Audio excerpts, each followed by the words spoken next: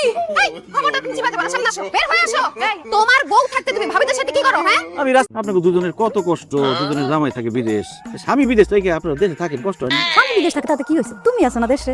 আমি দেশে থাকলে আপনার লাভ। তুমি যে কি কও না, এই যে তুমি আইস আমগুলো মিষ্টি মিষ্টি কথা কও, আমগো সুখ দুঃখের খবর নিয়ে যাও, আর এই যে মাঝে মাঝে এসে মাথার পয়সা দিয়ে যাও, আমরা তো এটাতেই খুশি। আমগো জামাই কথা মনেই পড়ে না।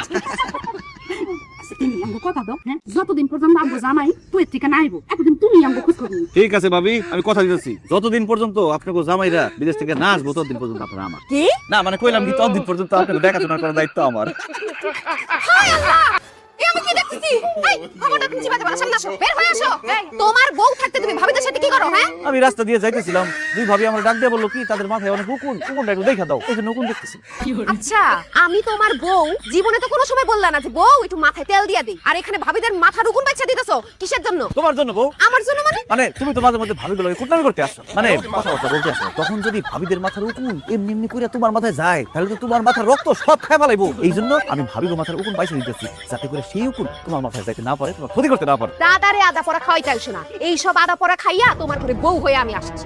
ভাবি গো জামাইরা থাকে বিদেশে, তুমি যে উকুন বাসার নাম কইরা তাদের সাথে খাতির লাগাইতে আসছো সেটা আমি খুব ভালো করে বুঝি। আই মহিলা, তোকে কি লজ্জা করে না? হ্যাঁ, জামাই থাকে বিদেশে আর এখানে পরপুরুষের লাগে বইসা রং তামাশা করো। আর কোনোদিন যদি দেখি আমার জামাইয়ের আশেপাশে গেছস, তারে দিয়া উকুন বাছাইছস, তাইলে তোকে সব চুল টাইম না ছিঁড়ে ফেলামু কিন্তু। আইছে আমাকে চুল ছিঁড়তে, আর আমরা বসে বসে কলা খামু, খালি চুলে একবার হাত দে মাইরা বাপ দাদা 14 গোষ্ঠীর নাম ভুলাই দিমু। জামাই নিয়ে আমগো সামনে এত পড়াই করিস না, বুঝছস? তোর জামাই একটা বিয়া করে তোর সতীন বানায় ছেড়ে দিবি। এই বাবা বাবা, তোমা তোমা কি কই গেল? হ্যাঁ, তোমারে বলে বিয়া কইরা আমারে সতীন বানাইবো কি কইলো? না না না না, এই দেশে আমি থাকুম না। এই তুমি আমাদের দুজনের ভিসার ব্যবস্থা করো, তোমারে নিয়ে আমি বিদেশ চলে যাবো। কি বলতেছো বউ? তুমি কেন বিদেশ যাইবা? আমার জন্য ভিসার ব্যবস্থা করো, আমার বিদেশ পাঠাই দাও, আমি ওখানে কাজ করে টাকা পাঠাবো, আর তুমি মাসে মাসে টাকা পাইবা, আর পায়ের উপর পা তুলে আরামসে খালি খাইবা আর ঘুমাইবা। জি না, তোমারে অন্য দেশে পাঠাইলেও তুমি ওই দেশের মহিলাকে মাথার উকুন বাসবা, তাগুলাকে বসে বসে রং তামাশার কথা বলবা। তোমারে আমি খুব ভালো মাপিছি, এর জন্য তোমারে একা আমি বিদেশ যাইতে দিতাছি না, দুইজন মিলে একসাথে বিদেশ যাব। আরে বাবা রে, তুমি এক বাপের এক মাইয়া, তোমার বাপে কি তোমার বিদেশ যেতে দিব?